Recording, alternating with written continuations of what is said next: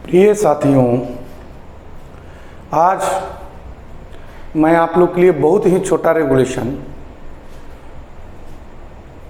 लेकिन बहुत ही important coal mines regulation 162 protection against fire in ventilation appliance.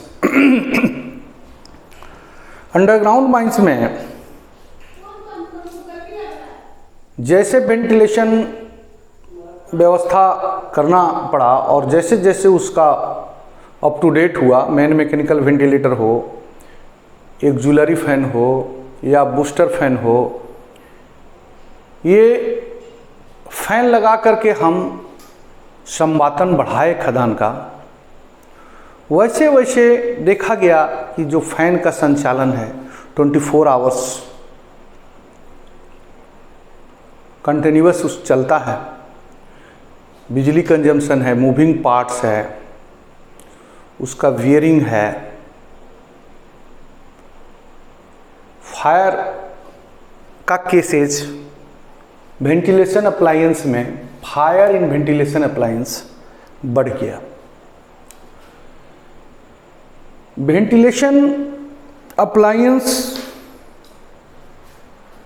में फायर के चांसेस बढ़ जाने से ये रेगुलेशन 162 आया, again protection against fire in ventilation appliance. इसमें 3 सब रेगुलेशन है। पहला sub regulation man mechanical ventilator से रिलेटेड है, जो सरफेस में रहता है। पहला सब रेगुलेशन स्पेल करता है suitable flame proof housing. Man mechanical ventilator जहां पर इंस्टॉल होगा, उसकी हाउसिंग होगी, वो फ्लेम प्रूफ हाउसिंग होगी, उपयुक्त फ्लेम प्रूफ हाउसिंग रखा जाएगा। अब जानते हैं कि जहाँ पर मैन मैकेनिकल वेंटिलेटर बैठाते हैं, उसके जितने इर्द गिर्द जो वस्तुएं हैं, स्ट्रक्चर है, गडर है, स्ट्रक्चर है, बेरिंग, सभी लोहे का फायर प्रूफ से बना हुआ रहता है। वो घर भी जो है सो कंक्रीट का बना हुआ रहता है और उसको लकड़ी का बना हुआ नहीं होगा, फ्लेम प्रूफ हाउसिंग होगा, ताकि किसी कारण से उसमें आग लगने की संभावना नहीं हो। तो फर्स्ट सब रेगुलेशन बहुत ही सिंपली है, हर main mechanical ventilator are so constructed and use suitable flame proof housing. वो ऐसा फ्लेम प्रूफ हाउसिंग उसमें रखेंगे। सब रेगुलेशन दूसरा, सेकेंड जो सब रेगुलेशन है वो अंडरग्राउंड से related, underground fan.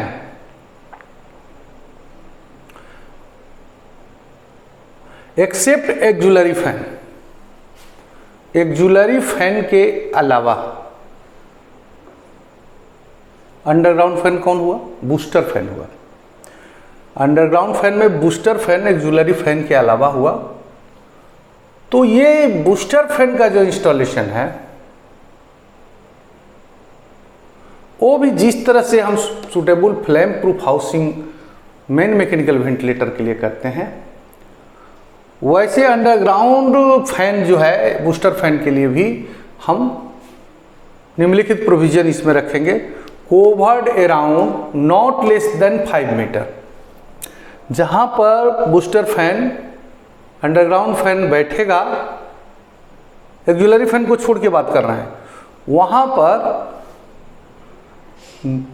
Not less than 5 metre, मतलब जहां इंस्टॉल करेंगे उससे चारों साइड में 5 मीटर के रेडियस में मेसनरी वर्क रहेगा, सीमेंट कंक्रीट का वर्क रहेगा। फाउंडेशन जो होगा सीमेंट कंक्रीट का होगा। ऐसा नहीं है कि कोयला का रहेगा, इनकम्बस्टिबल मटेरियल का रहे, इनफ्लेमेबल मटेरियल का रहे, ऐसा नहीं चलेगा। वो मेसनरी वर्क रहेगा। इर्द गिर्द का जो फ्लोर है या कांती है, उसको हम फायर रेसिस्टेंट सीलेंट से ट्रीट करेंगे। क्लियर? तो जैसे बूस्टर फैन है, अंडरग्राउंड फैन है, हम लगाते हैं तो प्रेशर डिफरेंस रहता है। तो जो कोयला का कांती है, पिलर है, उसमें छोटे छोटे रंध्र होते हैं, वो रंध्र से भी वेंटिलेशन प्रेशर डिफरेंस के चलते हवा उससे प्रवाह होगा, स्लगिश हवा होगा, स्पॉन्टेनियस हीटिंग होगा, उसको भी रोकेगा। Flame fire resisting sealant.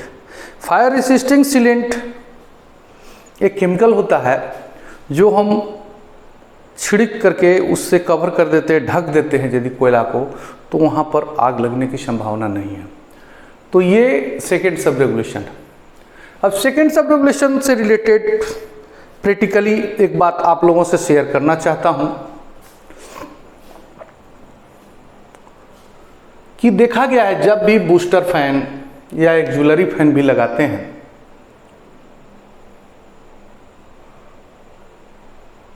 तो फैन के इर्द गिर्द वो जो पंखा चलने से कोल्ड डस्ट होता है, कोल्ड डस्ट का वाइब्रेशन होता है, और कोल्ड डस्ट का जब वाइब्रेशन होता है तो वो चार्ज हो जाता है, इलेक्ट्रोस्टैटिक चार्ज होता है। इलेक्ट्रोस्टैटिक चार्ज होता है तो स्वतः स्पार्किंग उसमें होता है और वो डस्ट में आग लग जाएगा, फुर फुर करके आग लगने लगेगा। और कई बार अंडरग्राउंड फैन में, बूस्टर फैन में, एक्जुलरी फैन में आग लग चुका है। इसका मेन रीज़न है कि एक्जुलरी फैन तो हम कभी कभी देख रेख करते हैं, एक बूस्टर फैन भी देख रेख करते हैं, लेकिन बूस्टर फैन कंटिन्यूअस चलते रहता है। उसका पूरा वेंटिलेशन सर्वे करके डीजीएमए से परमिशन लेकर के बूस्टर फैन इंस्टॉल करते हैं।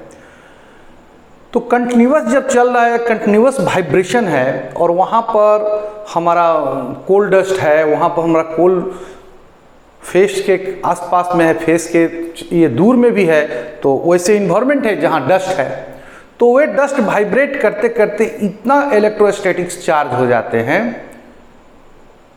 कि उनमें स्पार्किंग होने लगता है और उसमें फायर पकड़ लेता है।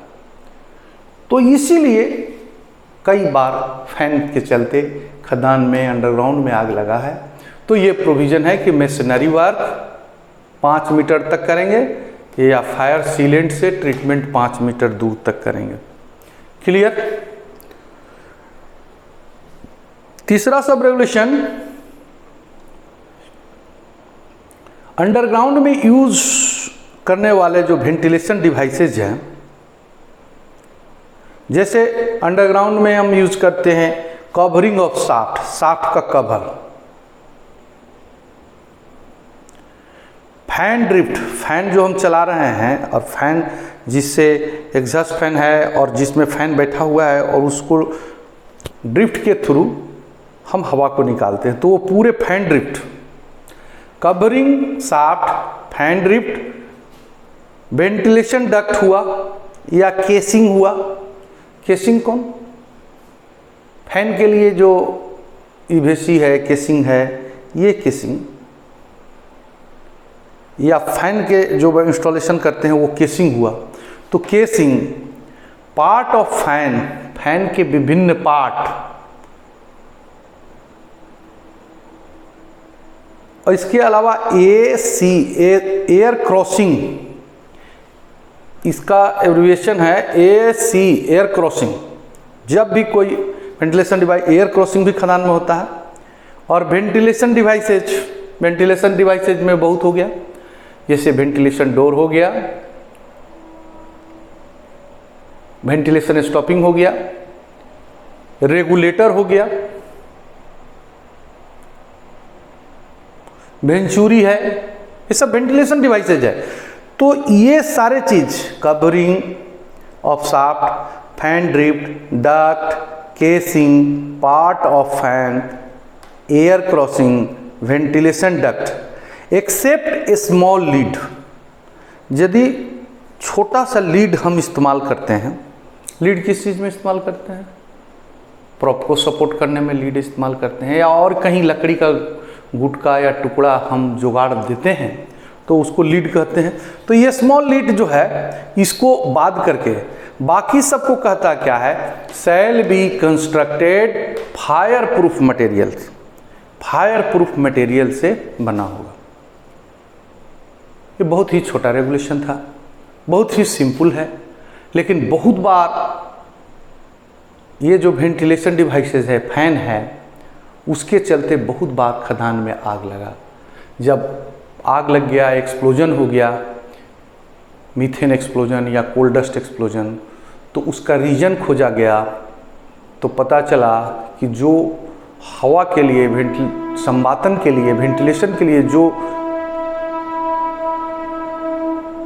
डिवाइसेज यूज कर रहे हैं, उस डिवाइसेज के लिए कारण खदान में ये आग लगा है या स्पार्किंग हुआ है और उसके चलते ये एक्सप्लोजन हुआ है। तो ये घटना जब रिपीटेड हुआ तब ये रेगुलेशन आया 162, और उस कुछ समय तो इसको बार बार ओरल में पूछा जाता था कि ventilation precaution against fire in ventilation devices पूछा जाता। वेंटिलेशन डिवाइसेज में फायर लग जा रहा है, इसका क्या कारण है, कैसे इसको रोका जा सकता है? तो ये रेगुलेशन आपको याद रखना होगा। धन्यवाद।